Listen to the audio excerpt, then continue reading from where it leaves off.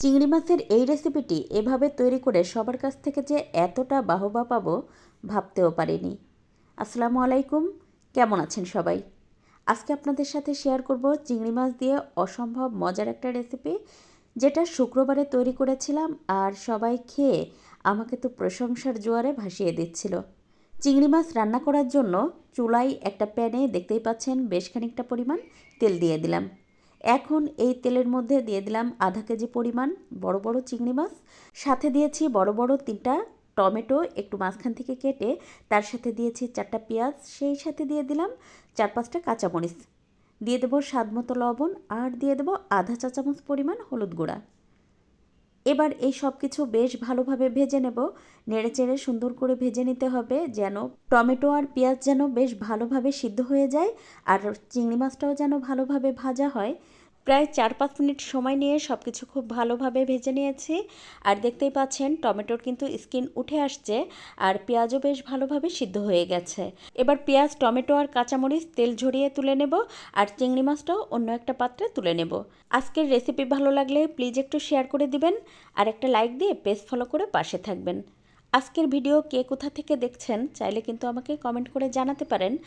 তো চিংড়ি মাছটাও তেল ঝরিয়ে খুব ভালোভাবে তুলে নিয়েছি আর ওই যে টমেটো, কাঁচামরিচ, পেঁয়াজ ছিল সেটাও ব্লেন্ড করে নিয়েছি। এখন ওই যে বাকি তেলের মধ্যে এই ব্লেন্ড করা মশলা দিয়ে 2-3 মিনিট খুব ভালোভাবে কষিয়ে নেব।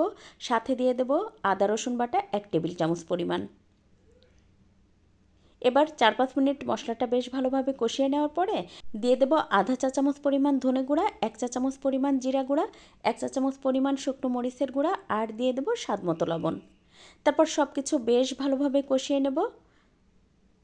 2 মিনিট মতো মশলাটা কষিয়ে নেওয়ার পরে এর মধ্যে দিয়ে দেব 8 থেকে 10টা কাজু বাদাম বাটা।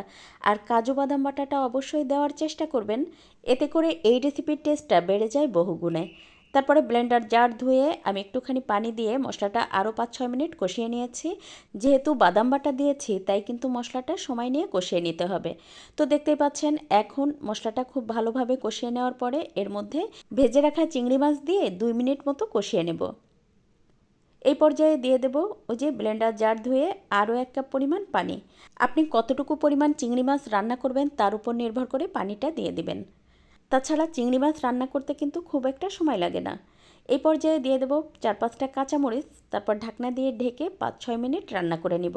প্রায় 6 মিনিট পরে ঢাকনাটা খুলে একটু নেড়ে দেব আর এখন দিয়ে দেব 1 চা চামচ পরিমাণ ঘি। এতে করে শাহি শাহি একটা ফ্লেভার পাওয়া যায়। তারপর আরও 1 মিনিট মতো এটা রান্না করে নিয়েছি।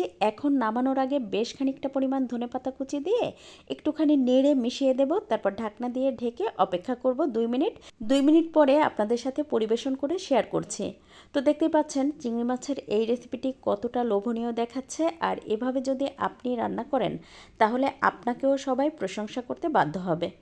আজ এ পর্যন্ত, কাল আবার নতুন কোনো ভিডিও নিয়ে দেখা হবে ইনশাল্লাহ। সে পর্যন্ত সবাই সুস্থ থাকবেন, ভালো থাকবেন। আল্লাহ হাফেজ।